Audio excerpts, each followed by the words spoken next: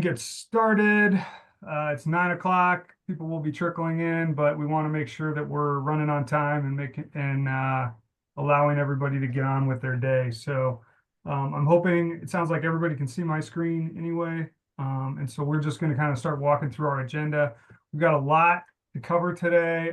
Thank you to Judy for putting together a great program on scams later. And we're also going to hear from some new media folks that we've been talking to and partners. And so we think it's a really great program for today. And this is always these are the tough mornings to have INC meetings on a Saturday morning because it is gorgeous outside.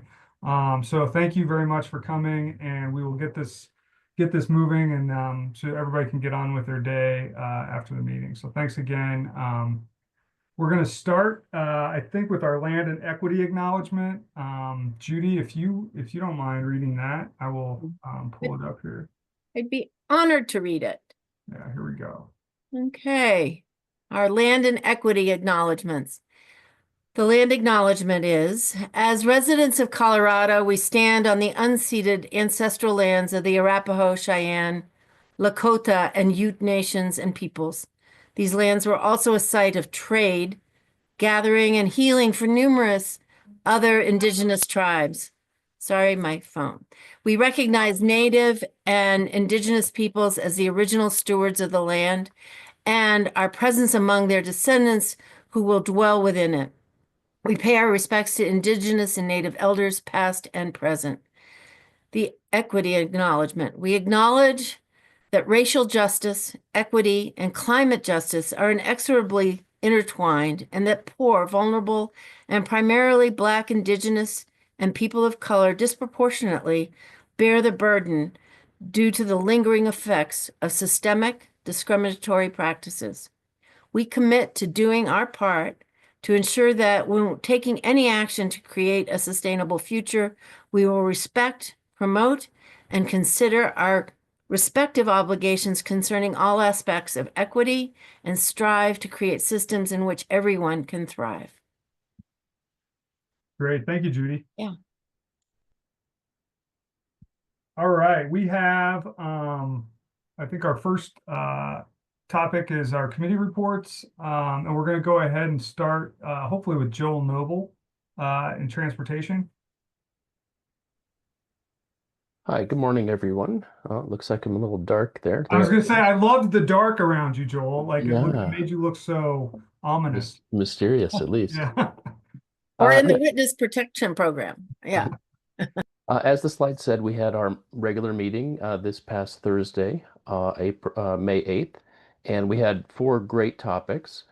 First, we had the Denver Deserve Sidewalks, or what's now called the Denver Sidewalks Program, which is an enterprise in the city that was a citizen initiative, and really happy to announce that Denver has promoted Geneva Hooten, who used to be co-chair of the INC Transportation Committee. She works for Dottie now. At the time, she worked for a consultant when she was on the INC Transportation Committee. Now she's with the city, and she's been promoted to be the director of the Sidewalks Program. So now that billing has begun, we're paying our sidewalk fees. She gave an overview of what will be happening this year, prioritizing the worst trip hazards, getting those fixed, and doing what the ordinance called for, which is creating a sidewalk master plan, which will lay out the next 9 years worth of work. The next topic we had was legislative wrap-up. Matt Fromer from the Southwest Energy Efficiency Project gave a really great overview of the transportation mobility bills that were considered by the Colorado legislature this session. And the timing couldn't have been more perfect because our meeting was one day after the session ended. So we got the latest and final news of what happened this session. Next, we had the East Avenues Safety Study. East Colfax BRT, of course, is under construction.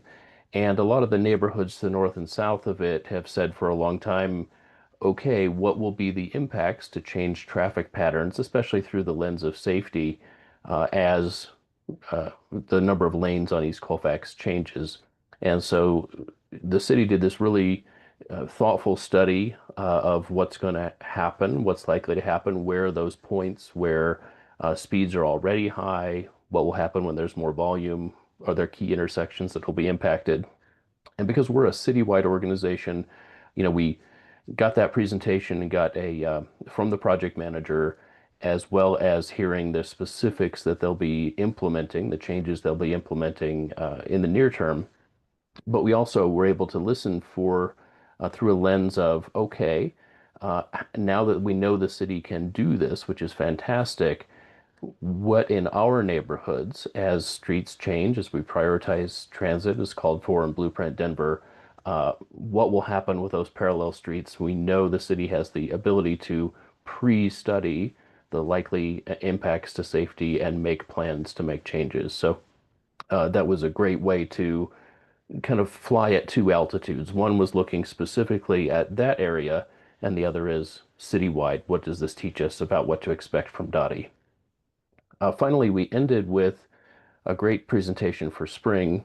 Avi Stopper, who founded the Bike Streets map and program, gave an update on how far that program has come. If you're not familiar with Bike Streets, I encourage you to look it up and share it with your neighborhood. I'm actually going to propose to Keith that we include something in an upcoming newsletter about Bike Streets because it's come so far. The key idea is while the city is building out more bike facilities that make it more comfortable for everyone to ride, even if you're, interested but concerned, not interested in riding in busy traffic. Bike Streets has always said that's fantastic, and people interested in biking don't have to wait because there's always comfortable neighborhood streets to bike on, and they have, in a crowdsourced way, figured out what are those comfortable neighborhood streets. And now they've baked that into a map and an app that you can use on your phone or, of course, on your desk to plan out a route or get live directions, kind of like Google Maps, that keep you on comfortable routes regardless of where you're going. So it's a really fantastic tool from a neighbor right here in Denver. So this presentation, this whole evening's committee meeting was already put up on YouTube, so you can find it on the INC YouTube channel, and it includes some of the key links that were mentioned during the meeting. Thanks. Awesome. Thank you, Joel. That was great. It seems like you guys did a lot of really great stuff at that meeting, and definitely we can get a link up to the YouTube video for that. So definitely appreciate that. How about is Joel Cox online? Hey, yes, I'm here. I can give a Great. quick update for ZAP. So we did have our last meeting on April 22nd. We had 2 speakers, so it was a shorter meeting than typical. We had Patrick Riley come and speak about the Vibrant Denver Bond. So just new ways to fund the building of local infrastructure projects, building libraries, building parks, bridges, things along those lines. We also had Councilwoman Sarah Parody come and speak about parking reform, specifically the potential of getting rid of the parking minimums. And next month or the next meeting, it's set for June 24th. So feel free to put that on your calendar. We do plan to send an email within the next week, just sharing the date and who's going to be speaking. We're still figuring out the exact speakers, but it'll likely have to do with the new committee, Unlocking Housing Choices. So just expediting the development of affordable housing.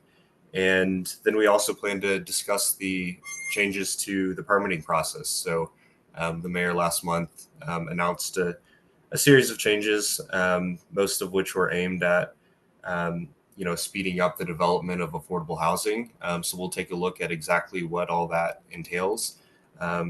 So that, along with the Unlocking Housing Choices, will be the 2 themes we talk about on June 24th.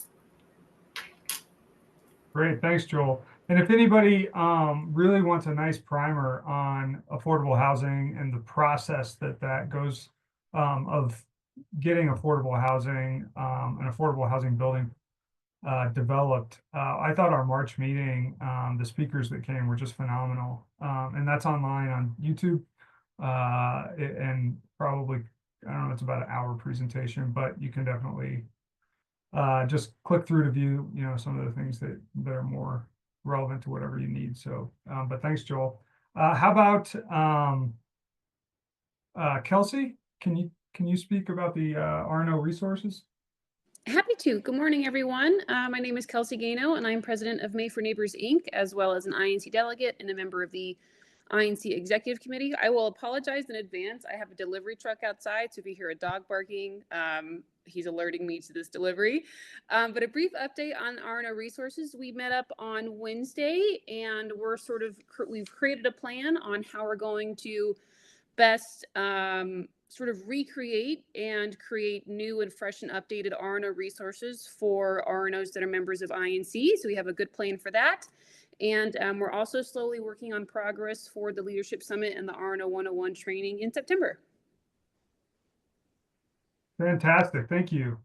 And is Lamone on? Okay, that's all right. Well, we're going to do some updates on some of our DEI activities, as well as we're really, I think, trying to work on incorporating, diversity, equity, and inclusion into kind of like all the decisions that we're making and moving forward throughout the year. So we'll try to include some of that in the upcoming discussion during the meeting. Let me scroll up here. Okay, this is just a brief summary of some of the things that we have in the works that we'll talk about today and for the next few months and the remainder of the year. These are just opportunities to get involved with INC and the work we're doing this year. So we're really excited about the year ahead. Most notably, it's only a month away. You've probably already gotten emails about this, but you will be getting a lot more in the next few weeks. Our film festival has really taken off. We have 50 community co-hosts for this festival. We have 250 tickets that have already been reserved. If you don't have your tickets, please reserve them soon. I am going to put a link in the chat right now for everyone to reserve their tickets if they want to go. It's on June 12th. And I would definitely reserve your tickets. Tickets are free for everyone. So, we do ask for donations if possible, but it's not a requirement. But we would love to see you all there on the evening of June 12th. And we are definitely ramping up for that. And we'll be sending out a lot more communications over the next few weeks about that. We are very excited that yesterday we just secured a new media partner for that. We have 2 media partners now. One is Vicky Collins and the Bucket List Community Cafe, who's on today to speak. And we also just secured the Colorado Ethnic Media Exchange, which is a amazing conglomerate of about 7 or 8 different media sources that all kind of are focused on different ethnic areas of the state. Which is pretty awesome. I think I'll try to put a link in there for the Colorado Ethnic Media Exchange, and you can see all the different resources they have, which is pretty cool. Besides that, we are still actively working on getting this event put together. If there's folks, I know Greg from La Alma Lincoln Park was on the other day. We're putting these meetings together. They've been bi-weekly or every other week, but now they're going to start to probably be every week, just getting together for getting all the logistics put together for this event. So if you have any interest in that, we'd love to have you on board. We're going to do a nice little reception beforehand and a community discussion afterwards, after the film. So it's going to be a really great evening and something new for us as an organization. So we're really excited about that. So like I said, reserve your tickets now if you want to go. And obviously tell the other members of your neighborhood organization. We actually, of the 50 community organizations. I think over 40 are neighborhood groups. So we're really excited about that. But we also have folks like the Denver Elks Association. We have 2 Masonic associations that have joined. We have the Denver Firefighters Union that is a co-host. So we're just really excited about all the different community engagement that we're going to have that night. Moving on, in July, we are working on putting together a town forum at the Town Hall Collaborative, where we had our awards ceremony in November on the upcoming Santa Fe Yard Stadium project. And I think that, we've all kind of been watching how this is moving through City Council.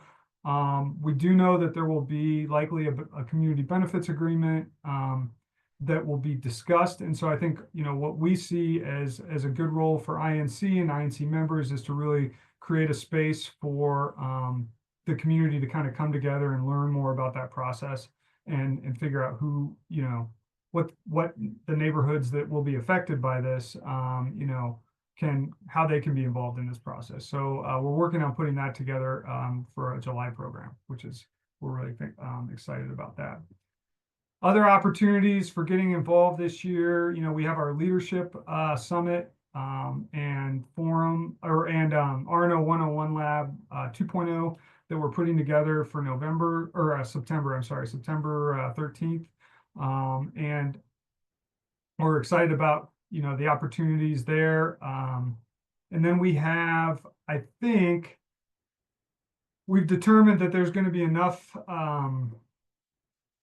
issues on the November ballot that we're going to do another ballot forum like we did last year. So we'll do that in October. All right. I think that brings us to our first kind of big topic for this week, which is neighborhood media sources. And that's one thing that we've been trying to figure out how we can partner better with, our local neighborhood media sources. And that because there really are a lot of media that are focused on neighborhood issues. And really trying to improve those relationships. So we've got 2 folks on here. One from the Denverite, Paolo Zialcita. Is that right? Zialcita. Okay, great. Close enough. Thank you. And Vicky Collins from Bucket List Community Cafe. So we're really excited to have you both on. Talking about the things that you're reporting on for neighborhoods and how we can make those connections more. And I know, Paolo, you have a slide deck. Do you want to? So I think you're going to go first. Do you want me to give you access now? Do I have access? Everybody should. I'm going to have to stop my share screen. Okay, cool. Yeah. All right. Let's see if this works. And just a heads up to everybody, when we do a screen share, if you still want to be able to see a lot of faces, you can change your own view in Zoom to a gallery view, so you can see folks and stuff too. And I think the way we're going to do this is we're going to have Paolo and Vicky both present, and then we'll have a short time for questions afterwards. All right, Keith, just give me a thumbs up if you can see this. Yep. Perfect. All right. Hi, folks. My name is Paolo Zialcita. I am a reporter for Denverite. I've been with Colorado Public Radio, which owns Denverite, for about 5 years now. I joined as a fellow in 2020.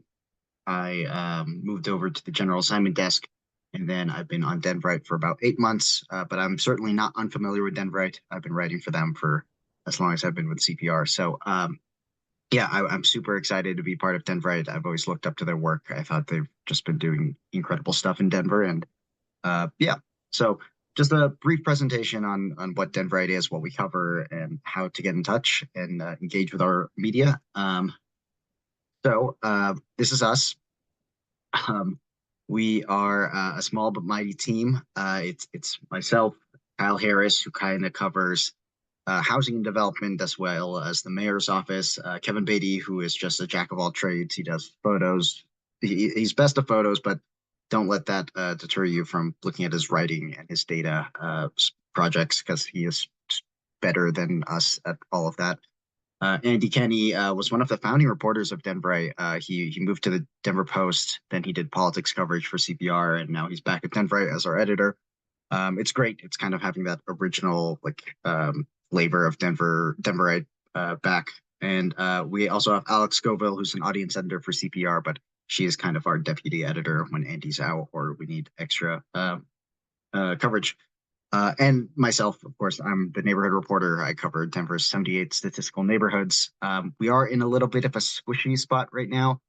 We've traditionally had an arts reporter and a city hall reporter. We're hoping to refill those eventually, but budget issues are preventing us from doing that. That said, it is the fund drive right now. So if you want to give and hopefully help us fill those positions, that'd be great. We are also adding an intern to our ranks this summer, which we're really excited about. And we are also adding a general assignment reporter who will mostly cover the Denver metro area. So we're growing. We're hoping to fill out our team a little bit more in the coming weeks or coming months. So stay tuned. Some boring details about us. We started in 2016. We were acquired by CPR in 2019. We are member supported, so we don't have any paywall ever. Again, another little pitch for becoming a sustaining member, because being a sustaining member is what allows us to not have that paywall. And it also allows you to have a direct say in what we do. You could pay with you could vote with your dollars. Oh, and another thing, because we're on CPR, you'll often hear us on the radio waves or on Colorado Today, which is our new daily podcast. That also means our colleagues from CPR occasionally pop up to assist on Denverite. Traditionally, we've seen Nate Meyer, the CPR transportation reporter, pop up on Denverite a lot because a lot of transportation issues center on Denver. But Nate unfortunately left us for Minnesota earlier this month. So I just want to roll through a couple of the stories that we've covered in the past, just to kind of give you a sense of, if there's things happening in your neighborhood, this is what we would like to see. But certainly, this is a limited arrangement of stories. We love to get emails about anything, but no promises that we'll email you back or go to your event or whatever. But this was a really fun story I got to do in December. A local a neighbor in Barnum passed away. He was really instrumental in getting the Barnum Community Garden together. He also raised these goats. I just went there. They had a community goat walk. It was a great time. I got to talk to people about how Curtis Keel meant to them. But yeah, I think fun neighborhood stories that matter to specific neighborhoods, I think that's something we always like to cover. We also like to do deep dives into issues that matter to you. Kyle Harris, he did this great story that he spent just a lot of time on South Broadway. I believe he just sat in this calzone shop for 21 hours and kind of just documented what he saw. This was just a great piece of journalism. But we do a lot of deep dives like this. We like to do this kind of X amount of hours in this place. 24 hours in Union Station, 24 hours at RTD stops, 24 hours on RTD buses, stuff like that. We like to cover interesting characters. Your neighbors. This is one of Kevin's more famous stories. I just took one of the more recent developments behind it, but he did cover this motel owner who was opening up her kind of decrepit motel to new immigrants. And he's kind of just been following her saga. She's now tied up in court. It's a really interesting story, but we do a lot of these kinds of profiles. Like Kevin and Kyle have such fortuitous sourcing luck. I'm still trying to work on that luck, but I've been just in my career really bad at finding interesting characters on the fly. But Kyle just met this person randomly on the street who made kind of soaps with double entendres as the branding. So we do a lot of these kinds of profiles. It's fun. We also like to explain local phenomenon. This one's from years ago, but Dave Sachs was kind of this. He was one of the Denverite reporters who really had this to a T. He would just find silly things in the world that need explaining, like is it Sloan's Lake, or Sloan Lake, and do stuff like that. It's I could probably pull 1,000 examples on this myself. I did this. I was driving down Broadway. I saw this billboard for this anime streamer, And I was just like, well, we got to explain that. And it did really well on our analytics.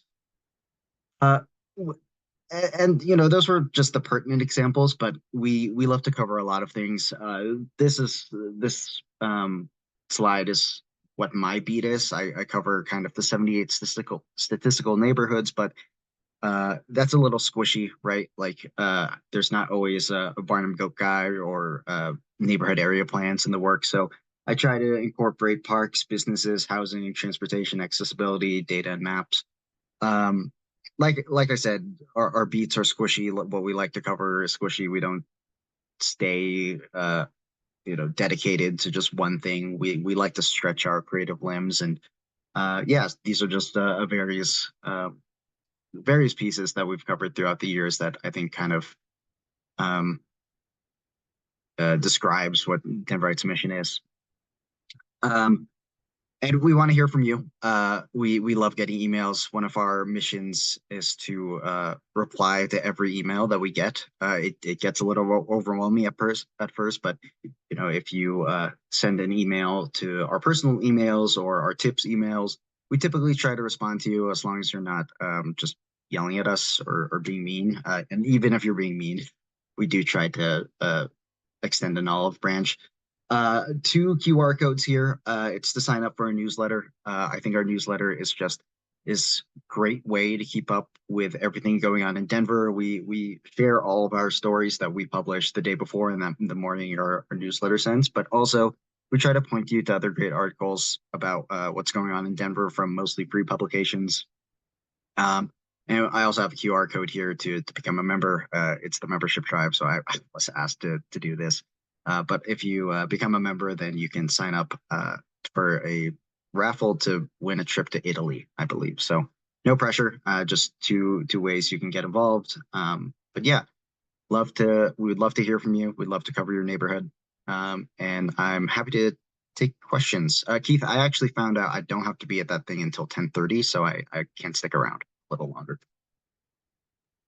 That's great. Thanks so much. Yeah, I think we'll do questions after Vicky's presentation, then for the both of you. And I just dropped Paolo's email as well in the chat box. So you'll have that. And for everyone, when we publish this to our YouTube channel, we'll also publish links to all these email addresses and other links from this presentation as well on the YouTube channel. So you'll have access to all that, and we'll send that out to everybody. Great. Well, thank you so much for that really great explanation of everything that you do, Paolo. And the next person we have is Vicky Collins from the Bucket List Community Cafe. Let me just, and I'll put. I have a presentation too, if I can. Great, yeah, so I can, I'm not sharing my screen, so go ahead. That's great. And I'll throw your email address and whatnot in there as well. Hi, everybody. Can you see this? Okay. My name is Vicky Collins, and I'm the publisher of Bucket List Community Cafe. I've known about the roles of RNOs in our community for quite some time. I did not know until recently about Denver Inc. And how it works with all of you. So this has been a real gift to get to know Keith and to start working more closely with your organization. So I'm really excited to be here and nice to meet you all. So Bucket List Community Cafe, we're free hyperlocal neighborly news for the Denver area. And our secret sauce is that we are powered by university students and recent graduates from 3 schools, from CU Boulder, MSU Denver, and DU. And there are journalists and there are journalism entrepreneurs. And they go out in the community and do stories. And it's a really unique model. A lot of news organizations have interns, but we are pretty much driven by a very, very young team. And they do amazing work to cover our community. And our kind of mission is to build community by sharing our stories. We really have a unique niche at the intersection of journalism and community. And we are supported by the community. We don't have paywalls, we don't have paid memberships, we don't have paid subscriptions, and we don't have all the ad clutter you see on other sites. We have gotten by so far with grants, 2 rounds of community fundraising a year, our relationships with small businesses in the community who sponsor us, and also recurring monthly contributors. Where we cover the Denver metro area with a focus on the neighborhoods. We also cover the adjacent suburbs. So, you know, if there's something interesting going on in Arvada, we'll cover that. If there's something interesting going on in Northwest, the northern part of Aurora, we'll cover it. We just want to have a pulse on the Denver metro area. We are focused on the more diverse urban areas rather than the suburban areas, but we are Denver centric. What we offer free community journalism, impactful and trustworthy reporting. Connection is a huge aspect of what we do.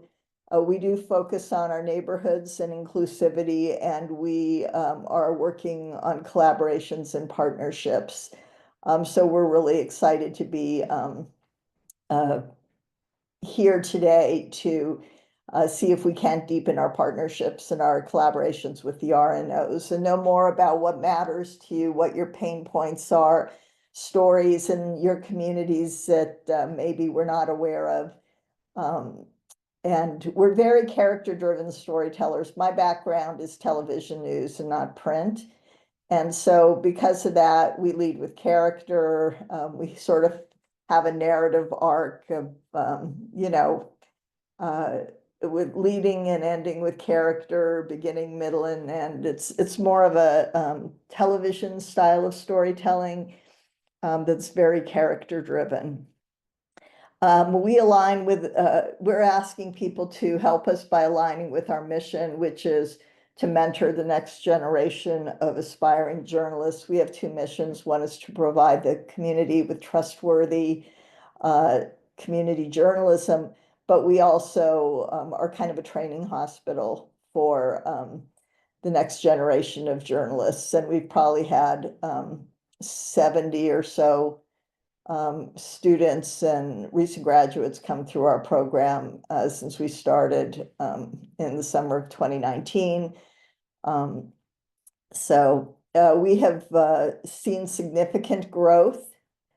We have about over 9,000 monthly web page views. We have over 2,000 newsletter subscribers and about 1.5 thousand or 1,500 Facebook followers and about 750 Instagram followers. And our Instagram is growing pretty fast. We cover community news, we cover issues, arts and entertainment. We've done surveys and folks have let us know that they're interested in more arts and culture. We cover events,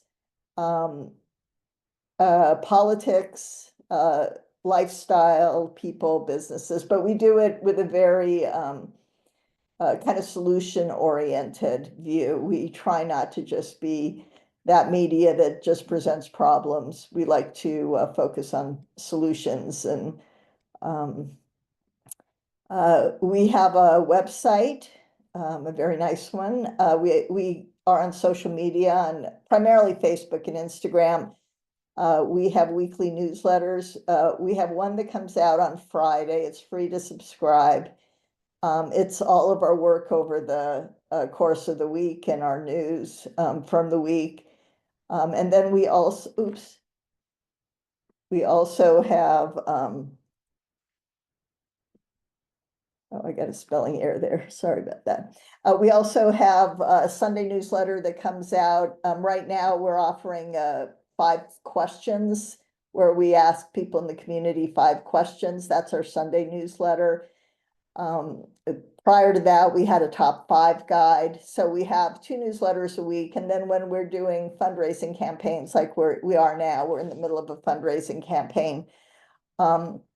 We put out a Tuesday newsletter, which is more of a letter from the publisher, just talking to the community about, why community journalism matters. And I think our plan is to continue to have a Tuesday newsletter and have that be more event focused. Like I said, we have our 5 questions, our top 5 guide, we have branded content, and we also have a monthly podcast. And this past month, we interviewed Carol McKinley, who just retired from an amazing career in journalism. And she talked to us. We've talked to Brianna Titone in the past. We've talked about neighborhood safety in the past. We talked to Reagan Linton, who's a disabled actress. It's really a range of people who we sit down and talk to. Let's see here. And so this is this part of the presentation. Like I said, we're free, hyperlocal, neighborly news. We're community inspired and supported. We are on Facebook, Instagram, Spotify, Apple Podcasts, and we would love to hear from you. My email's down here. Logan Kurtz is our business development manager. Just like everybody else, he's 2 years out of college, and he works with me. I want to show you also, if it's okay. I'm going to close this out. Yes, save. And just show you our website in case you're not familiar with it. I hope most of you have heard about us by now, but so this is our website. We've just launched a business directory. We really are trying to develop relationships with the small businesses in your communities. And we have very reasonable pricing. And so far we have UC Health has come aboard. In our business directory, we basically, like I said, for a small cost, and we have a media kit that you can take a look at if you're interested. We will include you in our business directory, and then for a premium listing, we push you out on our socials and in our newsletters. Thank you, Suni, for being part of this. We are very grateful. Thank you, Brune, for the shout out we received yesterday. We appreciate that very much. So we have a business directory, and we also, I'll bring you back to our front page so you can see some of the stories that we've done recently. We did a story about the Santos collection at Regis, a very neighborhoody story. This is the reason we got a shout out from Brune, and thank you again for that. We recently did a story on the South Broadway soccer stadium that's coming along, and the concerns from different neighbors that their voices aren't going to be heard in the planning. Keith talked to us for that. Thank you, Keith. And then, like I mentioned, we sometimes cover the areas around the Denver area as well. So North Glen was pushing a pet ordinance that said that you could only have 4 pets, and there was quite a bit of outcry. And then, you'll see here, we did a story about a group of women who have started the Maj Squad, which is a group who are pushing Mahjong, which is very popular. We do stories about small businesses. Here's one on Kanjo, Ethiopian food. Our 5 questions. Patrick Kane McGregor is a mural artist whose murals show up all over the city of Denver. He does dogs primarily these days. SneakerCon, a big event here. So this is kind of a sample of stories that we've done. And if you go to the About Us drop down, You can see our team.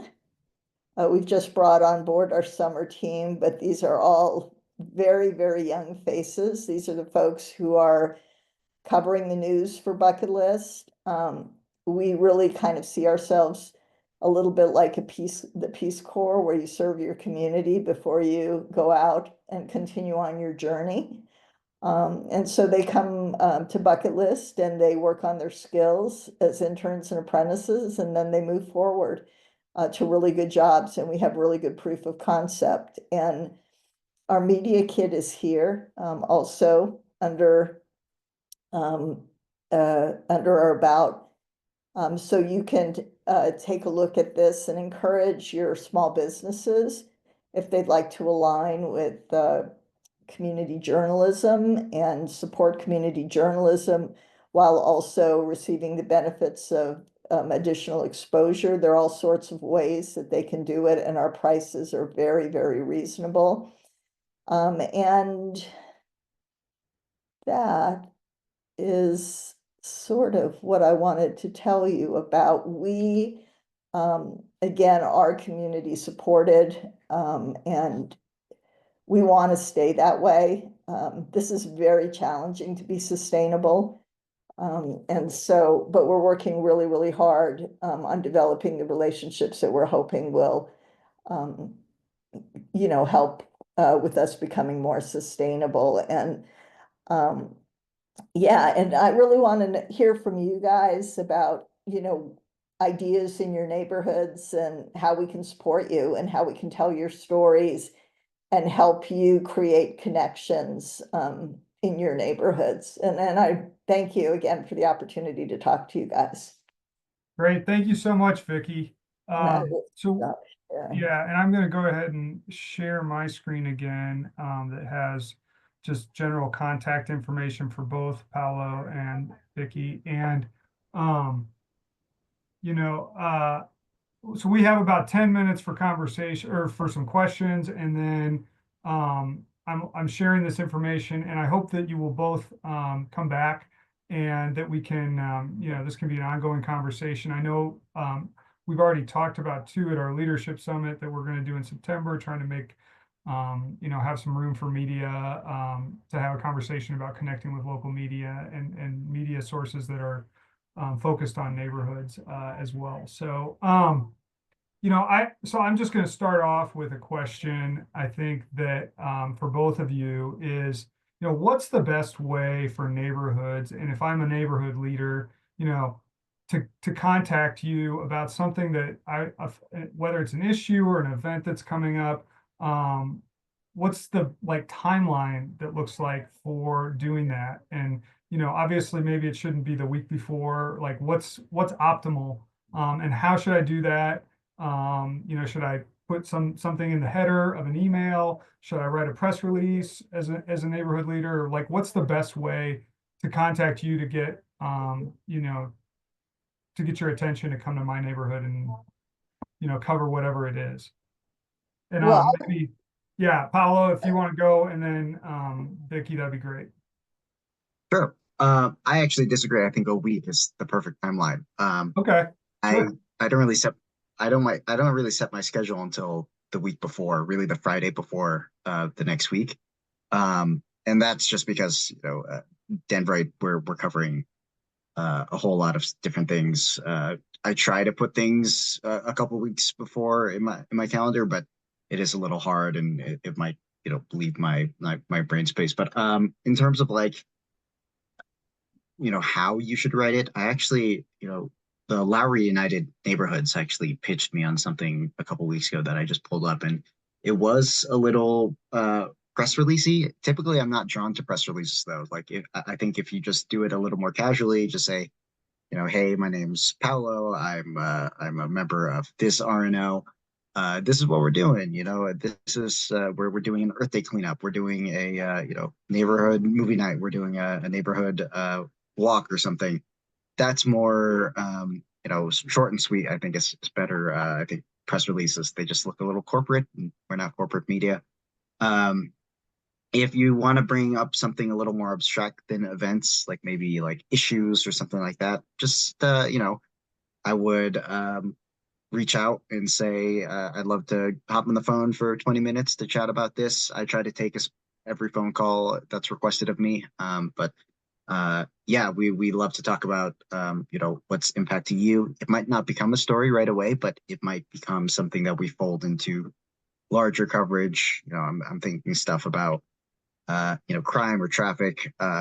We try to just pay attention to what people are saying. And if it becomes a citywide issue or a neighborhood issue, then we definitely try to fold that into a story. Great, thanks. And Vicky? As far as us, I first of all would suggest that you subscribe to our newsletter. It's free. And so that's our weekly content. But we're pretty nimble. We have an events section on our website that we populate with more neighborhoody kind of events and things that aren't expensive. We're not going to post, concerts or Red Rocks per se. We would maybe, post yoga on the rocks. Stuff that's very community based. It's not very expensive. We have our social media where we can push things out pretty quickly. We have certain members of our team who are better reporters at this point, who are able to turn stories around quickly. I would just shoot an email and like Paolo, press releases are fine, but shoot an email. And I would say in your email, also shoot people who would be good for us to talk to, because that helps us turn things around more quickly. If you have an idea of somebody who's already involved in something, that's helpful. But we're really accessible.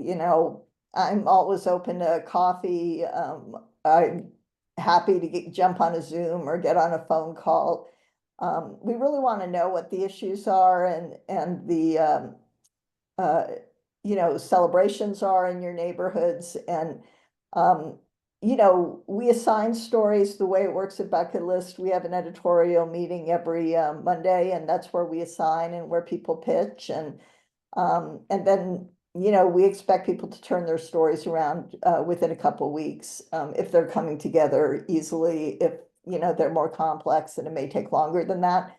But we have all kinds of different platforms that we can push things out to, depending on the complexity or on your deadline. If you need people to know that you're having a food drive this coming weekend and there are not a lot of people signed up for it yet, we can push things out on our socials, and then you guys can amplify it and share. Great, thanks. And then I think there's a question in the chat, and feel free, everyone, to, you can post your questions in the chat, or after this, we'll just open it up too if there's any others. I think you both mentioned interns, and I think there's a question in the chat about how the interns are compensated. Oh, that's a great question. So Bucket List, our interns start as 4-credit interns at their university. And they have to do a term of 4-credit internship. If they continue with us beyond their internship, and many of them do, they become apprentices. And at that point, we pay $200 a story, or up to $20, or $20 an hour, up to 20 hours a month if they're part of our management team. So once they get to the apprenticeship level at Bucket List, they're paid like freelancers. And I believe the amount of money we pay for our stories is more than competitive in the marketplace. I've heard that other, not to be disparaging of anybody else, because we're all struggling with sustainability, but I've been a freelancer for many, many years, and I know that it's important to be valued. And I feel like $200 a story is very fair for young journalists coming up. Thanks. Ellen, I can't speak to what the rate is, but we do pay our interns, and it is super fair. It's way more than I got when I was interning in journalism. They get their 20 hours a week. So yeah.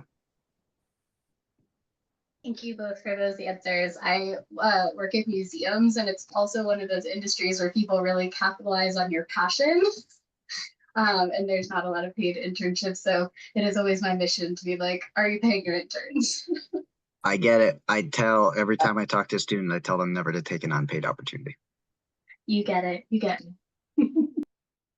Awesome. Thanks. Are there other questions, Judy? Yeah. I was wondering, just for clarification about how best to donate to you all. And Paolo, you gave the donate button, but I had a question for you about whether our CPR donations, like I'm an evergreen member of CPR, if that goes to you, or is it a separate donation to go to Denverite? It's a great question that I don't actually have the answer to. I know that Denverite and CPR are within the same news department. So I Right. do think the funds are shared at least a Shared, little, yeah. but it's a great question. If you want to drop your email in the chat, I can try to get you an answer. Yeah. And Thanks. as far as bucket list is concerned, as I mentioned, we're in the middle of our fundraising campaign, our spring fling fundraiser, and we have a number of calls to action on our website. Wherever you see the spring fling box, Okay. just click on that. There are all sorts of opportunities on our website for you to contribute. And there's also a call to action box where you're able to subscribe to our newsletters. And yeah, we appreciate every little bit. It really makes a difference. And, we're determined to do this in partnership with community. We feel like community journalism needs the community, and we are stubborn about that, not, giving all that ad clutter and stuff. And so we really, really appreciate every contribution. Okay. And it's so important now, for people doing this kind of work, for organizations doing this kind of work to have support of their community. And I just would encourage us all, either individually or as RNOs, to be able to support such great work. So thanks so much. Thank you. Great. Thank you both for coming. I think we have time for one more question. If there's anything from anybody or in the chat. And Paolo, especially, I believe you said it's your wife's birthday. So thank you so much for coming on and taking some time away from family to be here this morning. And hopefully you guys can both go on and have great Saturdays on this amazing Saturday. So thanks a lot for coming. And like I said before, I really hope that this is the start of a ongoing conversation and how we can support local media and also be kind of a two-way street where we're trying to help neighborhoods and get information out about neighborhoods as well. Yeah, and please share us with your small businesses and yeah, in your newsletters. Let people know we're out here and that we're doing this work, and that we want to share their stories and help create connection in your neighborhoods, and just make Denver a more united place, and just really build a connection. Great. Yeah, Thanks. I'm so happy to be here. I would love to keep this conversation going. Yeah, thank you. Great, thanks. Thanks, y'all. Yeah. Perfect. All right, and with that, I think we're going to turn it over to Judy, who's going to talk to us about our next topic. Yeah, thanks, Keith. I'm excited for this next set of presentations. We've kind of titled it Scam Clues, Keeping Our Neighborhoods on the Alert for Scams and Frauds.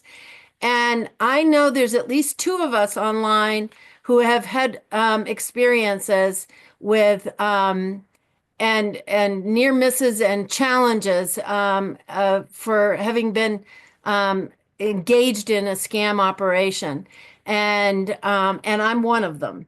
And 2 years ago, I almost lost my big chunk of my retirement savings to a very sophisticated scam. So I am excited that to get this word out. You can't hear enough of this. You can't learn it because it changes almost every week. So without further ado, our first speaker is Mark Fetterhoff from AARP Elder Watch. He's going to be talking about top scams reported by Coloradans. And then we'll have Maro Casparian from the Denver District Attorney's Office. So looking forward to this. And Mark, take it away. Thanks so much for being here. Awesome. Thanks for having me, Judy. Happy to be here. Good morning, everybody. Sorry, I'm just pulling up my slides here. I'm going to share. I don't have a lot of slides, I promise. No, it looks good. I'm going, here we go. Anyways, good morning. Again, happy to be here. I and appreciated hearing from Denverite folks as well. And am very happy Denverite today with Nuggets after Nuggets win. And I almost wore my Nuggets gear actually for this, but then I didn't want to. Oh, my towels are back here still from last night. But go Nuggets, very exciting. So again, my name is Mark Fetterhoff. I'm the program manager for AARP Elder Watch, which is a partnership between AARP and the Colorado Attorney General's Office. This partnership's been going on for almost 25 years now. And really what we do is educate mostly older Coloradans about different types of scams that are going on. But at the same time, we're kind of a go-to resource center for folks who have questions about different types of frauds and scams. And we also do some financial literacy work in our office too. In our office, we have a bunch of volunteers who help us out, and we are taking calls Monday through Friday about the different types of scams that are going on in Colorado as part of the Elder Watch helpline. But in addition to that, we also run AARP's national helpline in Denver as well, which is called the AARP Fraud Watch Network helpline. Between our two helplines and really more on the national side, we're taking over 100,000 calls a year reporting frauds and scams, and thousands of those are coming from Colorado as well. And so what I'm going to talk about today really are just some of the top scams that have been reported to us. And I'm using the data from 2024 because we don't really have enough data for 2025. But so far, as I have kind of run what we have had, 2024 and 2025 line up quite a bit. And so again, I'm just going to talk about some of those top scams. As Judy alluded to, we're hearing from people every day who are losing sometimes, in situations, their life savings. I just literally had a call yesterday from someone who was victimized as part of an investment opportunity and lost her retirement savings. And so we hear about these types of things all the time. And I think it's important that people believe. I think a lot of people are victimized by scams because they don't believe they could ever be victimized by a scam. And I think we all have to look at what our vulnerabilities are and how what those vulnerabilities might turn into a scam in different situations. And I alluded to one of my vulnerabilities already as part of today's conversation. I love going to sporting events. I love going to concerts. But there's also lots of ticket scams out there. And I love getting a deal too. And so if you have all those things that are going for you, and so think about vulnerabilities when you're thinking about scams, because you might be looking at this list that I'm going to talk to you about and say, Mark, I'm not going to be the victim of any of these scams. But the reality is, again, I think there's a scam for everyone. And I think Maro will echo that when she's talking about red flags of scams next. But when we're thinking about this, we have to think about vulnerabilities of scams and what makes us vulnerable, in different situations.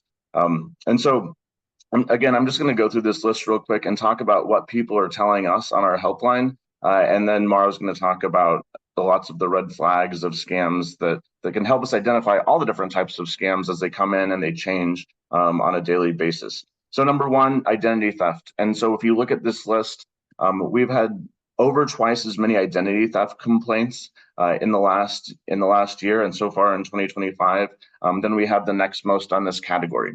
And so when we're thinking about that, a lot of the different things that go into identity theft, if you look at the different types of cases we hear about, They could be kind of starting as a data breach, or they could be starting as someone giving personal information as part of a phone call, that type of a thing. But identity theft remains number one. And I'll say that my approach to identity theft these days is really talking about, we should assume our information is probably out there in some way, shape, or form.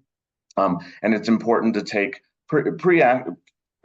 like precautions in advance instead of waiting to react. So when I'm talking about that, I'm talking about doing things like checking your annual credit report, placing fraud alerts, placing credit freezes, those types of things.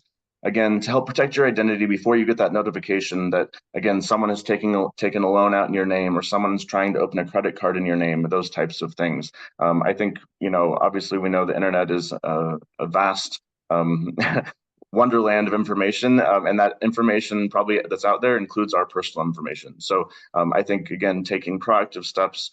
Recently, there was a report that came out that said Colorado had more credit freezes than any other state in the country. And I want to take credit for that, but I'm not going to, because 40% is not enough. And so if you have questions, and I know we can answer questions at the end here, but if you have questions about how to do any of these things or why you should be doing those things, we'll be happy to answer those too. Number two, imposter business scams. And imposter business scams in 2020 and 2021 were number one on our list. And that was really for one reason, is because scammers were jumping on the Amazon bandwagon because they knew that we were ordering things from Amazon and other kind of shipping entities in a greater proportion than we ever have before, since we couldn't go to the shopping malls and go to the stores in a normal fashion like we used to. So imposter business scams really jumped to the top of our list those years, and has stayed up there for a while, just because, again, scammers know that they can pose as reputable businesses like banks and shipping entities and large companies that we rely on, like Amazon and Target, Walmart, other types of entities like that. And so really important to watch out for the kind of impersonations of imposter businesses and just, again, make sure that that those are some of the most common types of scams that are out there. It's important to know what those communications would look like from your bank and from retailers that you work with and other types of entities like that, so you can, again, identify whether it's real or not. Tech support and computer virus scams. This scam has always, I've been doing this job for about 10 years, and this scam has always been in the top 3 of our list.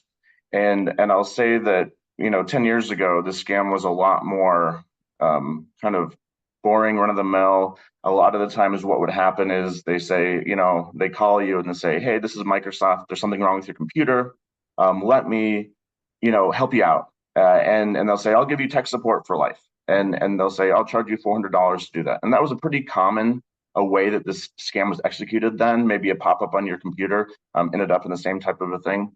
Now the goal of this scam is to get on your computer and then eventually try to get into your bank account. And that's really kind of where this scam has gone. And so when we talk to, was this your scam, Judy? Yes. And so when we talk about this scam now, instead of someone calling and saying, I lost $400 as part of the scam, they call and say, hey, I lost $30,000 or $40,000 because someone got into my bank account and they drained it. And that's why this scam is so dangerous right now. And that's why I really want everyone to be sure that they know the red flags of the scam. I'm sure Maro is going to talk more in detail about the red flags of the scam. But anyone who's asking for access to your computer or device, and when I say device, I think it's very important that this is happening on phones way more often than it ever used to. And so anything that has a browser has the potential to be accessed by a scammer who is taking over access to your device, whether it be your computer, your tablet, your phone, those types of things. These scammers pose as all different entities now, not just Microsoft, though the Microsoft name is still out there. Geek Squad, Norton, McAfee are all commonly used in these scams, sometimes HP printer support, sometimes Apple. And so I think when we're thinking about this scam, it's really, again, just taking a step back and thinking they're using all different types of names of reputable businesses. And they're also using tactics like sending maybe fake invoices to your email, saying that you owe money as part of, again, your subscription to Norton or McAfee or Geek Squad protection service. And so it is something that we have to watch out for, and something that we have to continuously remind people that access to devices and allowing access to devices is what scammers are going for, so they can hopefully their goal again is to get into your bank account or get other personal or financial information or login information. Number 4, phishing scams. These come in many shapes and sizes. I'll say that phishing scams for a long time were kind of just we're thinking of it as an email scam that kind of show up in our spam filter or in our junk folder, that type of a thing. Now, phishing scams, I think, are mostly being perpetrated via text message. And so if you haven't received a message saying that you owe a toll, you're probably going to get one at some point. That's one of the most common phishing scams that we hear about right now. In addition to that, during the holidays, we saw a lot of those messages saying, your package is undeliverable, you have to pay an extra fee, that type of a thing. And I think those probably resonate with a lot of people in this call. And again, really important to know and warn other people that these scams are out there and that they exist, and that we shouldn't be clicking on links or calling those phone numbers associated with any of those types of scams that are coming in via text message. I think it's really important to know, scammers have kind of switched the way they're communicating with people right now because, again, they know that we're talking to our friends and family via text message. And so they've switched a lot of what they do to text messaging because they know we're not answering calls in the same way that we used to, and there's better warning systems, and we're not checking our spam filter or our junk folder as often either. Number 5, home repair and improvement scams. And again, I'm guessing this is a big one for this group because we do get a lot of, they're number 5 on our list, and they usually show up in the top 5 just because we do have lots of people who engage in different types of home projects that they then have issues with down the road. And so the less common type of scam that we hear about with this regard would be kind of the fly-by-night operation. Someone shows up at your door and says, "Hey, like I was doing a roof job or fixing a fence or doing landscaping work down the street. I noticed you might need some work. I have extra materials. I can give you a good deal. Give me another $1,000 and I'll be back tomorrow." And they never show up. And so we do hear about plenty of those situations. But it's less common than the situations that we hear about with regards to people having disagreements with contractors or trying to file a complaint against a contractor. And so, in terms of the engaging with contractors, I think it's critically important that folks are doing that research in advance so they don't end up, calling myself or Maro down the road and trying to figure out what the heck I'm supposed to do because my contractor stopped showing up. They're asking for another $10,000. I have a disagreement with how the project is working. The project didn't turn out like I want it to. And so my advice in these situations is, so you don't have to call us, really is to do your research in advance. That means getting multiple bids from multiple contractors, even though it might take a while, getting referrals from friends and neighbors. Checking review sites and understanding sometimes there's biases in reviews, checking different types of sites like the BBB, Angie's List, those types of things too, understanding again how those sites work and that there's payment involved sometimes to be listed with those sites as well. And just understanding any type of bias that might be there with regards to the home repair and improvement situation. It's not easy always to find someone, especially if you're not engaging in projects regularly. But doing that research in advance, I think, is a critical step to making sure, again, you're not calling one of our resources down the road to help fix the problem. Number 6 on this list, non-stranger exploitation. Again, I hate talking about non-stranger exploitation just because we don't want to believe it exists, but it's number 6 on our list for a reason. And most of the calls that we receive about non-stranger exploitation is because a family member is financially exploiting an older adult in their life. Oftentimes mothers, fathers, nieces, nephews, grandparents, different situations like that. I think one of the most important things to know about non-stranger exploitation is that there's resources available. And I think a lot of folks are not aware of adult protective services. And so in Denver County and in every county in Colorado, there is an APS office. And we'll refer people there very regularly just to handle those situations of financial exploitation and different situations like that. I will tell you that, I sit here and I want to believe that these types of situations don't exist. But the last, I think, 3 or 4 in-person presentations that I've done, folks have come up to me and say, how do I get in touch with the APS folks? I think something's going on with either myself or a friend or neighbor. And so it's a reality that we have to know that exists and that we have to acknowledge, and we have to know that there's resources for it as well. So again, if you or someone you know might be taken advantage of by someone in their life, it's very important that those situations get reported. Number 7, online dating and romance scams. I will tell you, when I most recently run data on this scam to our database nationally, it's now showing up as number 3. And I will tell you that this type of a scam, we have almost 200 volunteers nationwide who help people as part of our Fraud Watch Network helpline. If you polled all of our volunteers, they will tell you this is the least of their favorite type of scam to deal with, because it often involves a lot of money. It often involves emotions and serious emotions. People, believe that is the love of their life and who they're dealing with. And it often, and again, you don't have to be on Match.com to end up in an online dating or romance scam. Most of these that we hear about right now are starting on Facebook or on Instagram and other social media sites. Words with Friends, I don't know if people still do that, but we used to get a lot of reports of Words with Friends situations where this started. But again, someone reaches out to you, very flattering, and tries to engage with you. Sometimes it might seem very innocent, and then an ask for money or an emergency comes up and an ask for money or other goods or some help in some way.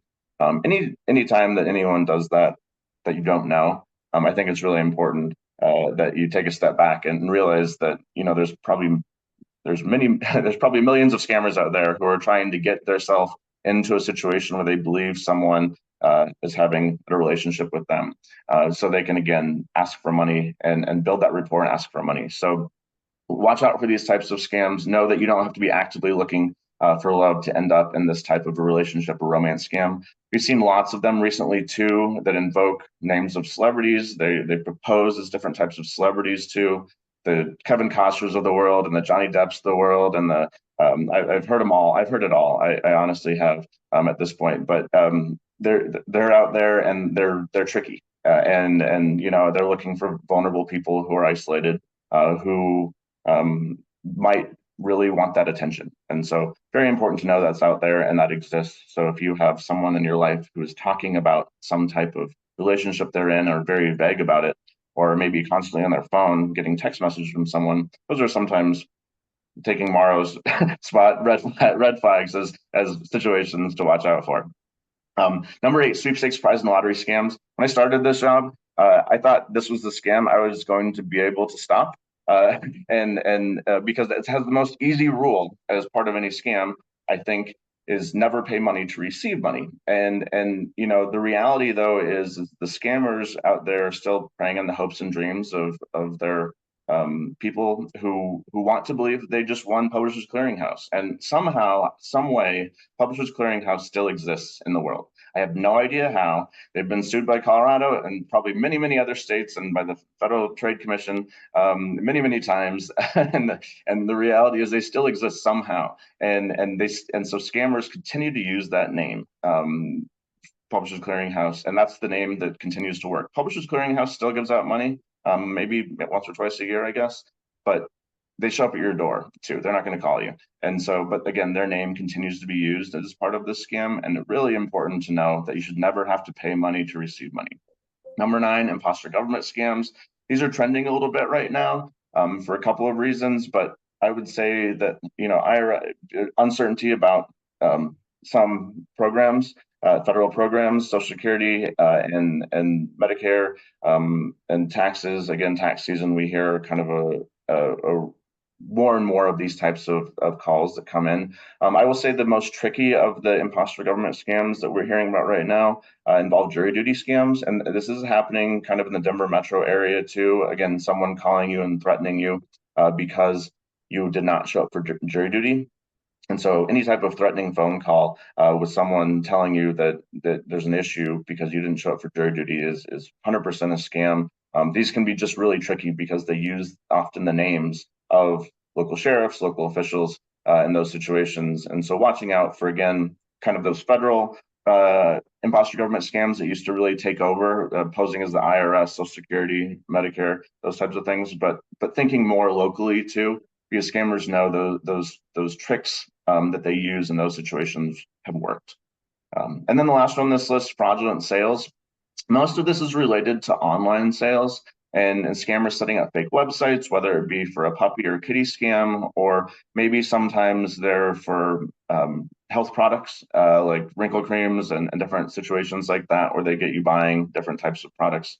I think, again, just like many of the other scams, really important to do your research when you are buying products online, especially from a retailer you've never used before. And so even just doing a quick Google search or a quick search, whatever type of search engine you use, and just putting the name of the company or the URL for the company, and next to it the word scam, fraud, complaint, whatever it is makes sense, and see if anyone's had a complaint about that business. I mean, I'll tell you flat out that I've bought stupid things off of ads on Instagram and Facebook, and they don't vet those companies like you want them to. I will just tell you that for reals, because I've been victimized in my own way, but I do it tried to do it in a way that again, if I don't receive the product, or if something happens or it's not the product that I expected, I'll put a reminder on my calendar to say you have to dispute it within 60 days or whatever of purchase. And I always use my credit card in those situations too, when I'm making that purchase. Whether I haven't done one in a couple of years, but I have made that mistake before. So just know that we all make these types of mistakes because they're really tricky out there in terms of all the different types of retailers. Again, making smart purchases. In terms of thinking about this group, thinking about smart purchases, when we're talking about Facebook Marketplace and Craigslist and Nextdoor and different types of kind of retailers that are out there, where you can, again, doing that type of localized of swapping of goods or purchasing of goods from friends and neighbors, I think it is important. The term localized, I think, is really important, because again, if it's someone who's in Wyoming and they're not going to come down here for whatever the transaction is, and they're just telling you to Venmo them, that can get into a very sticky situation, because again, you're probably never going to receive that item, or vice versa. So important to watch out for the different types of like catfish that are out there, looking for people who are selling and buying items on those kind of localized sites that we have. These are just some quick trends. Again, I talked about most of these again, but I just want to underscore the requesting access to your computer, phone, tablet, really, really dangerous. Request for cryptocurrency as a form of payment, again, really, really dangerous. Also, again, the sweepstakes, prize and lotteries, grants, employment offers, crypto investments, something that we're hearing a lot of right now. Some of them as part of romance scams, other are different situations, but employment scams are very hot right now too.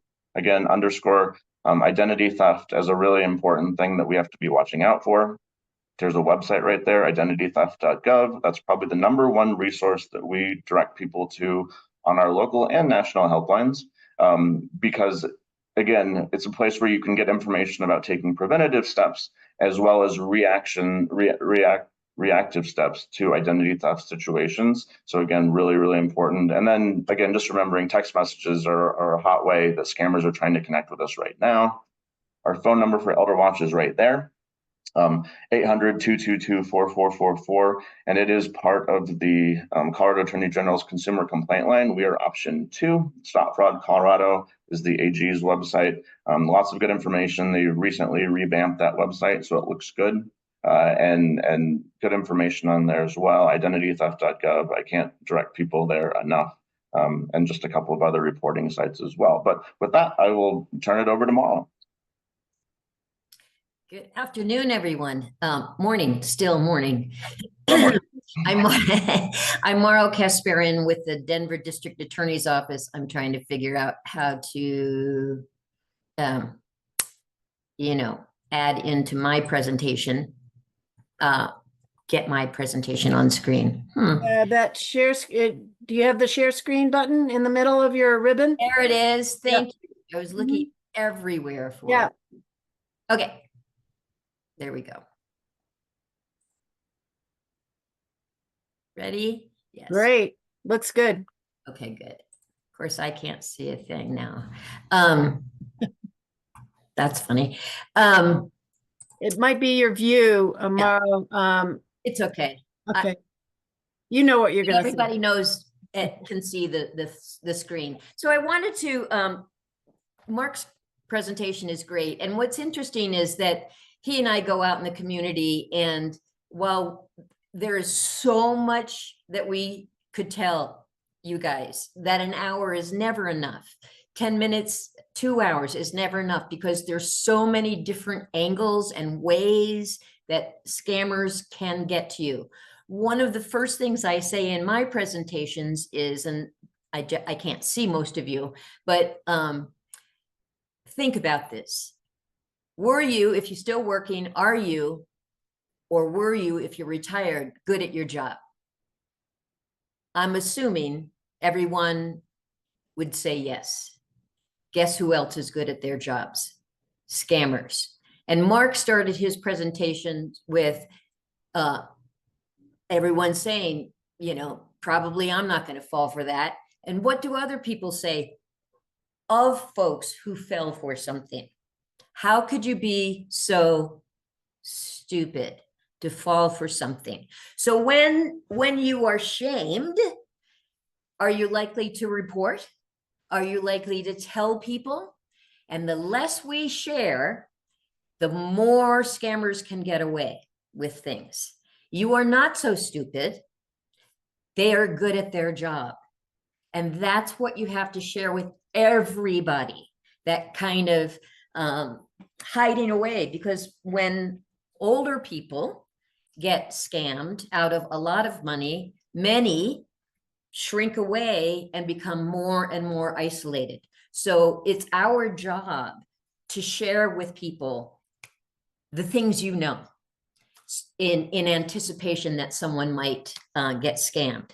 So I know you're not going to shout out, but one thing I want to make clear to everyone, and Mark talked about freezing your credit reports, freezing your credit, Casparian, Equifax, and TransUnion. Freeze them. It's now does not cost anything to freeze or unfreeze. So tell me or say what you think of 3 cohorts: children under the age of 18. Second cohort, people from the age of 18 to 38 or 40, or older people, elderly. Of those 3, which cohort loses their identity more often? My guess, and who gets scammed more, but mostly in identity theft. My guess is that you all are saying older people. And indeed, that is not accurate. Children are the most likely targets for identity theft. They have no credit. Their credit is clean, and no one's going to go looking or checking their credit before they go buy a house, because they're not buying a house at age 5. And so scammers steal social security numbers of young people. And until that person tries to get a job, a car, go to school, they don't know that they have in the world of Equifax, TransUnion, and Casparian, they have defaulted on their car loans, boat loans, and their house loans.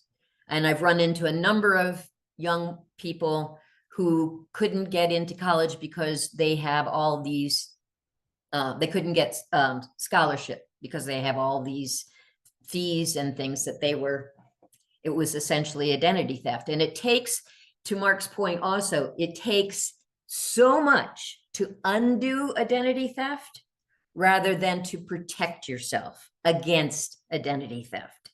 So that's why it's so critical to know those things. Younger adults, they get scammed more often, but they have less money. So the older adults are the people that lose the most money because they have more money to lose. But don't let younger folks intimidate, shame you or whatever to think it's just old people who get scammed. That is not accurate. And it's getting more so. Being online is so ubiquitous with younger adults, and they generally don't understand. Was a young woman who went and got a summer job with care.com, babysitting, and the people were overseas and they were lovely. They were going to pay this young woman $35 an hour, which is great for one kid. And the employer, who was in England, sent the young woman, "Hi, you're hired. Here's a cashier's check or a money order for $5,000 because what she said was, we can only do increments of $5,000. Would you go to Toys R Us or wherever she was told to go and get $1,000 worth of toys? So when the child came to US, they would have some toys. And the young woman did, but she was also told to send the difference of the check back to the employer. Now, young people don't understand that when a check is deposited in your bank, the bank must make those funds available. But the fact that it's bounced or a bad check doesn't catch up until after the young person has paid the money back. So that's a lot of the reason why young people get scammed. They don't understand the basic functionality of how money works, etc. Who isn't looking for a good deal? You see those Ray-Bans on Facebook, or anyone. You see something cool on Facebook or a social media site and think, oh, I'll get those Ray-Bans for free. And you click on that. Scammers are looking to get your information, your personal identifiable information, PII is how it's referred. They will look for any way to get that information. So just be mindful of that. Where do they get their information? If you're on social media, they're getting your information. If you have a credit card, they're getting your information. That's why you're freezing your credit reports, magazines, subscriptions. That can start to compile, and a lifer scammer is essentially building files of people, of profiles, of ways to get to you. So, for example, you may think that playing those games on Facebook, what's the name of your teacher in 4th grade? What was the street you were born on? And you put all those things together, and you come up with your hooker name. I'm sorry, I don't know. That was supposed to be a joke. I hope that didn't offend anyone. But these little games, or what color is your favorite color? All of those things, and many of your answers may be clues to your passwords, right? And so those Facebook games that people play, or copy this whole piece of information about this poor child who has cancer, copy and paste it if you care about mental health. Nobody needs to be copy and pasting anything and pushing it forward through social media. That is a way to compile everybody. They can search for those people who play those games and compile more information for their file on you. And the more your grandson puts on Facebook or Instagram or TikTok about the family, the more the scammer will gather information. And you're right, I saw a quick statement in the chat. We put out a scam spotter every month, and we just did a profile on how people get your information. This is source. Where do you register? That data is sold to third parties. I used to work in database management. We could buy database lists. I want all 26-year-olds who live in 80206, who have a bank account, who are female and married. You can get down to that list, and those are legitimate lists to purchase. Scammers can buy them. They have money. So those can buy them, and then they can start targeting those folks. This is just information that is public information that anybody can get. So the tighter you hold these things down, the better for you, okay? Interests, pictures, social media, geocoding, all of that information can be gathered. So how do you avoid identity theft? Now, copying the contents of your wallet is not going to help you avoid identity theft, but I always put it in there in case just the basic of your wallet gets stolen. How nice would it be to be able to just open the drawer and go, oh yeah, that credit card was in there. Oh yeah, just do yourself a favor and copy the contents of your wallet. So if it gets lost, you've got it. You've heard people say it. I'm going to say it too. Shred, shred, shred, shred, shred. Don't just tear it up and put it in your garbage. You know, scammers have a hierarchy, and they hire junkies, meth addicts to go through trash, to go up and down the alleys and pick out stuff. You know what tweakers like to do? They like puzzles. They like to concentrate on stuff. So if you've torn it up, they like to just put it back together. So don't think that shredding's not going to help. It helps. You can just tear off a little bit of the piece of paper. It doesn't have to be the whole envelope. The big deal, and Mark talked about it, and yes, more and more things are coming online. The scams are coming online, but still things happen via phone. In the old days, when your phone was on the wall in the other room, I would argue with my sister, your turn to get the phone, your turn. These days, people are just like, I'm going to get on my phone because you got your cell phone. You may have caller ID. Scammers can scam that. The scam that Mark was referring to, that you've missed your jury duty, it's popping up in caller ID as the sheriff's office or the DA's office. They can scam that number, and you get scared.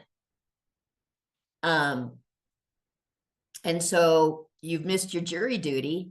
Your first thing is going to be, oh my God.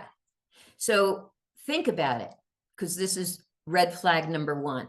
If you get a call or a message, or you're on your computer, or something horrible happens to you, what is the first thing that you say? What's the first thing? You'll say, oh, darn it. Oh, call on the Lord. Something happens. You haven't paid your back taxes. You've missed jury duty. Your son is in Mexico in jail because he smoked dope in Mexico, where he should have been in Colorado, where it was free and legal. But you get that call, Grandma, I'm in jail in Mexico, and your first reaction is, oh, that's a red flag. Fear is the number one thing that scammers want you to do, because we know, and in the world of police, in the world that I'm in the district attorney's office, we know people respond and react differently when they have fear. That's the fight or flight. And when you get oh no, you didn't pay your taxes, you're going to go, I want to fix it. If you get that sense, your job is to hang up. Of course, you're not going to pick it up because you don't know the number. And even if it is the sheriff's office, let it go to voicemail. Then you have a moment to think, because they want you off guard. You have a moment to think and go, is that reasonable? Or you realize, wait a second, let me call the sheriff's office directly. That's what you have to do. Not the number the scammer gave you. This is Microsoft And we have Microsoft God in the sky, and he's zeroing down on you because you got a virus. Stop, think, and call not the number that this person called you, because that will be his brother or his sister. You call the place where you know the phone call is terminating.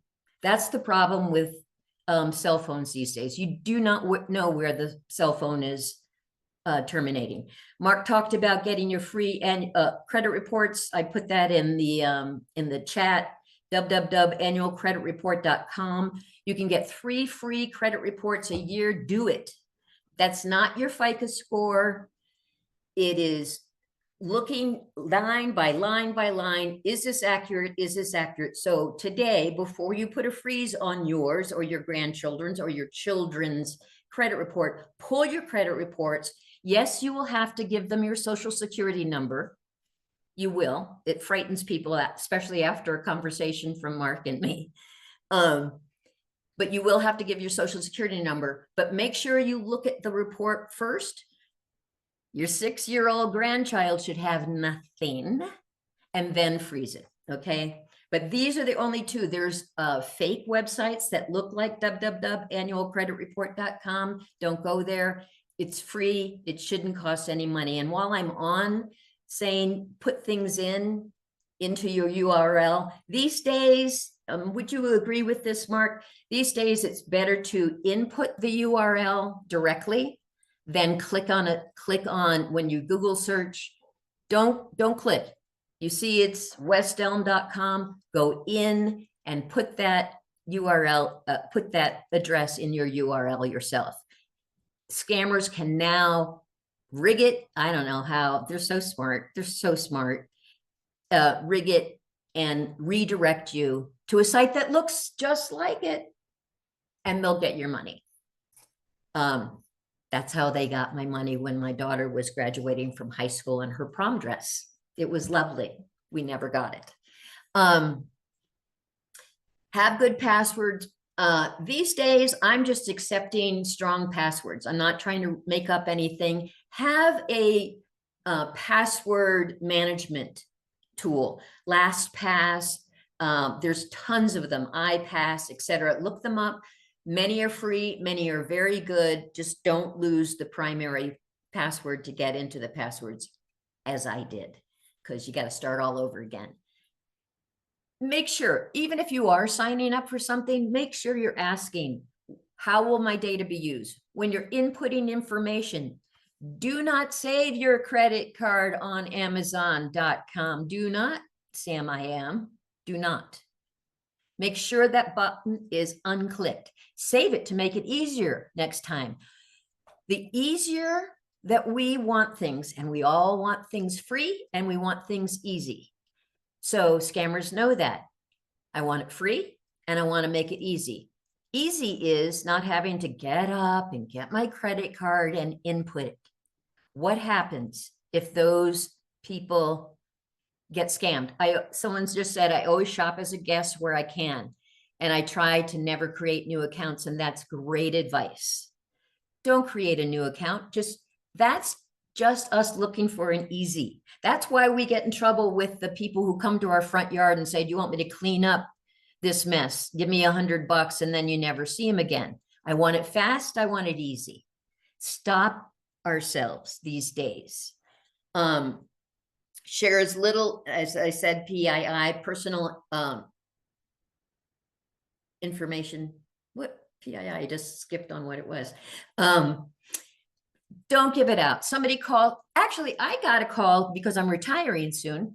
So Medicare is a thank you, personal identifying information.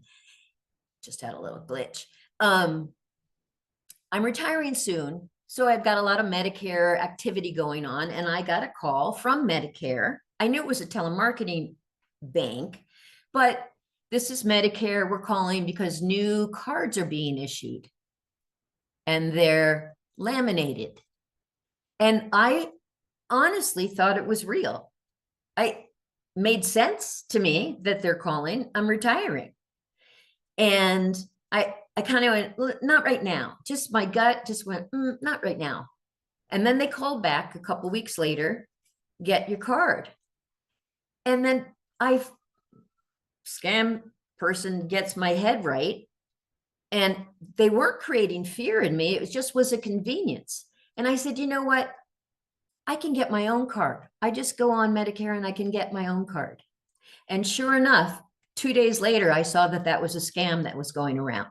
And they have to verify who you are. They're going to ask anything to get you in there. All right. What to avoid? Spot scammers. They pretend to be somebody you trust. I do want to add 2 things on the unfortunate part of individual known relatives, known people, identity theft. 70% of identity theft is done by people who the person knows, 70%. So it's called the early inheritance syndrome, possibly. There's rationalization. If somebody's a caregiver to the grandparent of the family, I'm the caregiver. Everybody else is having fun and I'm taking care of grandmother. You know, I deserve it. I'm going to get it. Rationalization, opportunity, and feeling entitled. I'm just going to take a couple hundred now, and then it grows, and then it grows, and then it grows. Because I'm just right here. Look at that puppy dog. Do online searches. If, just like Mark said, write in the name of the company you want to do something with and write review, complaint, scam.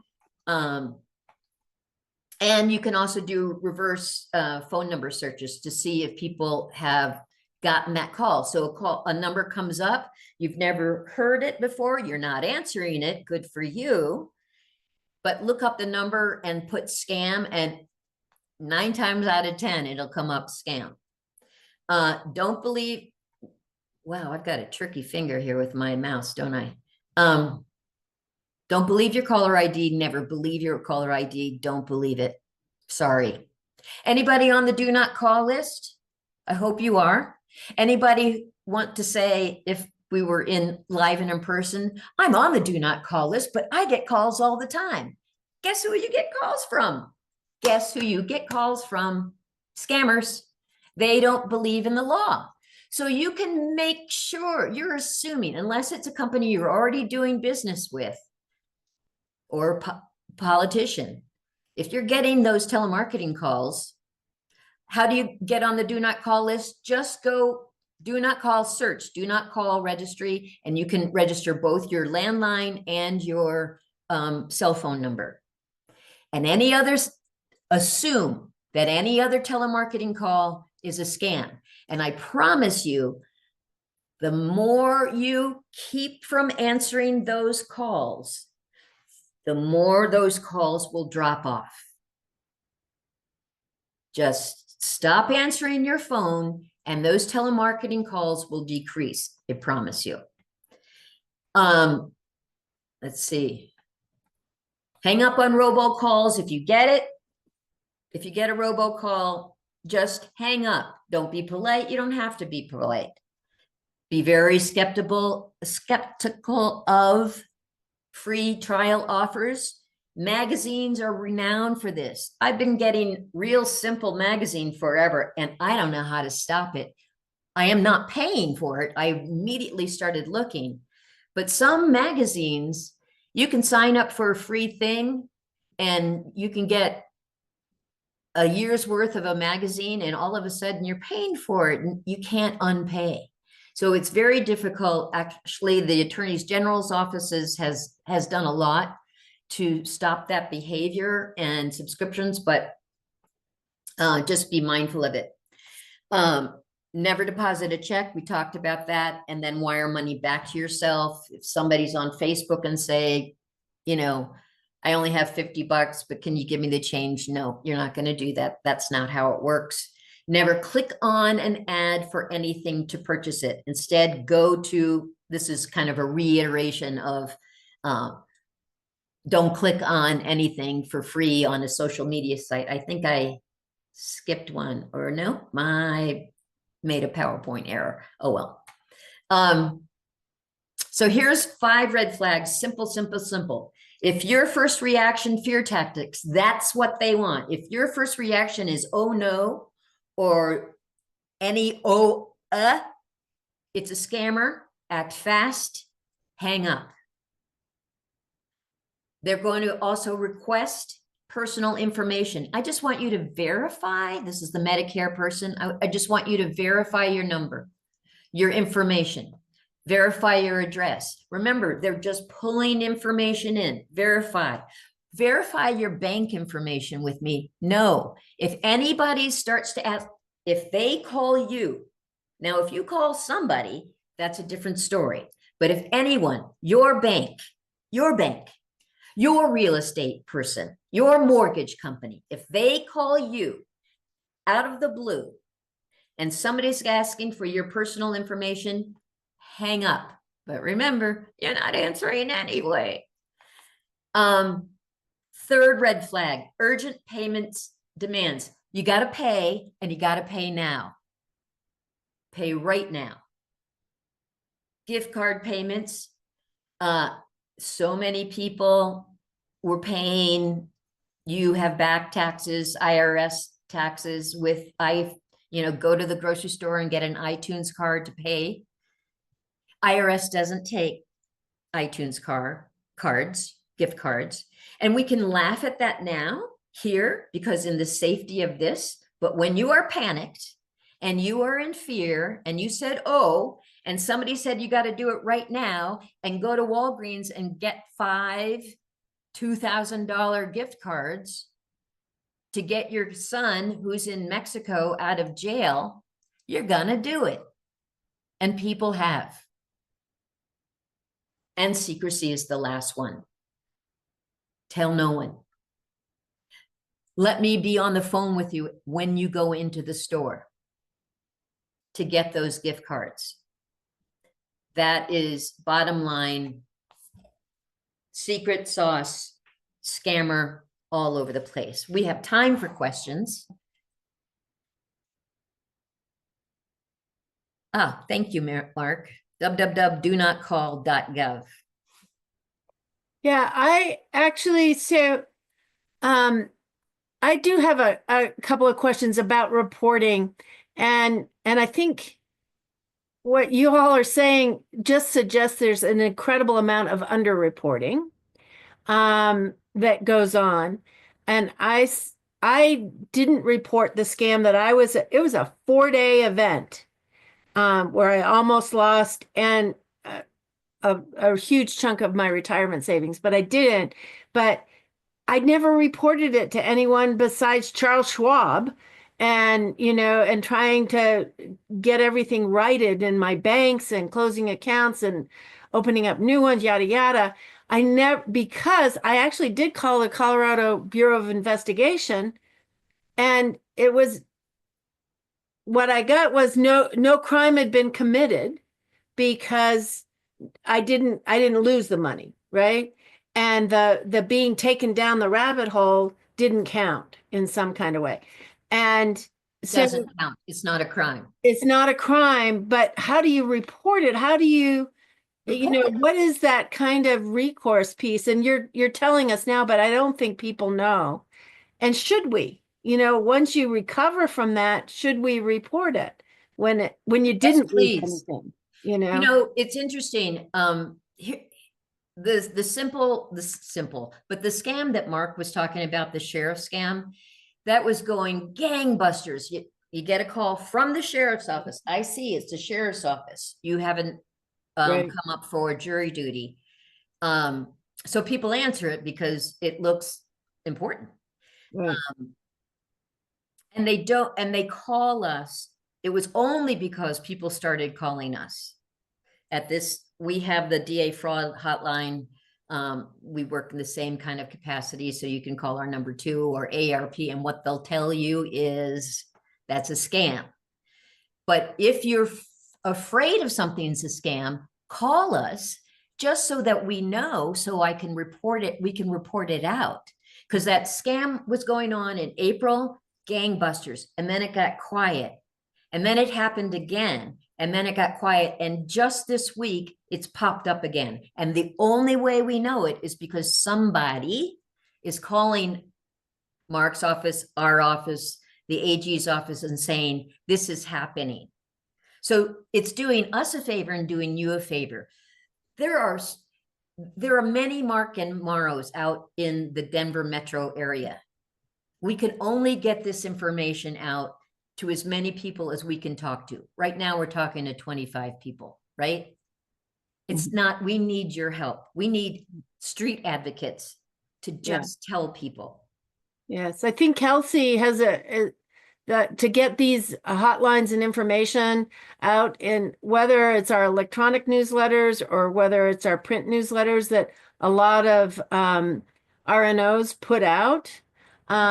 So this is really great information, and we should kind of collect it in one place for INC should get all of these and send it out as part of our just so we can include it. Yeah. And I suggest getting Mark's scam report newsletter and getting get all of the newsletters, get them all. Yeah. So you had this on earlier, I think, Mark. My wife's actually in this like citizen FBI class right now, and they talked about the IBC reporting site. They actually just did something on scams last week, but she said, that was a pretty big one to report these kind of things too, so the FBI can kind of start following, because a lot of these are obviously folks that are in, international country, offshore and whatever, doing these kind of large scale scamming things. Yeah, just a little bit more about reporting. So like when you report to our helplines, what we do is we send that information to the Federal Trade Commission, and then that's part of what is known as the Consumer Sentinels database. And the Consumer Sentinel is kind of the main repository for all kind of scam reporting entities, whether it be Attorney General's offices or Better Business Bureau or AARP, lots of different reporting entities will then put their information, all their reporting information, into the Consumer Sentinel database, which the FTC collects, and then law enforcement can then access that database to generate cases. So if they're looking to generate a case based upon the situation and trying to find out if there was the same perpetrator and based on different perpetrator information that had been reported, they will then are able to generate cases based on that. In addition to that, I just, echoing what Maro says about the importance of reporting, just in terms of, I think we'd be exhausted if we were reporting every scam that we get, every time that we have a text message that says we owe a toll or whatever, and that may be. But I think if something is a little bit different than what you're used to seeing, and you haven't heard about it before, that's a really important time to report. So we can then turn around and start making those, telling kind of the public about that. We have lots of conversations with news media and that type of a thing when different situations come up. And we just want to be able to make sure that people know as scams change. And I think just as important to have those conversations with your neighbors, family, and friends, even if it's just as a joke. It's also a really good, cocktail party conversation. Say, oh my gosh, you wouldn't believe what I got. And, three people, the third person in your group might not know that was a scam too. And so just having those informal conversations, normalizing the fact that this stuff is going on to all of us and you're not just the only one that's being targeted, I think is really important too. Yeah. And I guess maybe you covered this and I wasn't there, but there's a lot. I mean, I will say that my nephew got a message last week. So just like what you're saying, we were talking about this when we got together. My 50-year-old nephew got a message in Grand Junction that he owed on the tolls there. But then also just the amount of folks that have been getting the job application things. All my friends that I talked to were, getting job applications. But a young person getting that text right before summer break, Oh, interesting. I mean, scammers aren't stupid. This is summer break time. Yeah. And wow, mom, yeah, I'll get a job. Didn't even have to get out of bed. Boom. Right. Right. Well, thank you both Yep. for coming. And I think if we can get some of this information put together that we can get out, and also this video recording that we can send out to neighborhoods, that would be fantastic. And just make sure that we're getting this information out to everyone would be awesome. One more thing, just know the possibility of AI. Oh yeah. That's a whole presentation in and of itself. But know that AI on top of these things can be even more insidious. Yeah. They're now able to imitate your grandson's voice, so that it actually sounds like them anymore. And the other thing I would say is don't click and don't call a number that you didn't look up. Good advice. Yep. Well, thank you guys for having us. Yes, thank you. Thanks Thank so you much. very much. And we'll be in touch to circulate this, and we really appreciate it. Thanks for all the work that you guys do. Shout out to my Lincoln Park folks. Okay.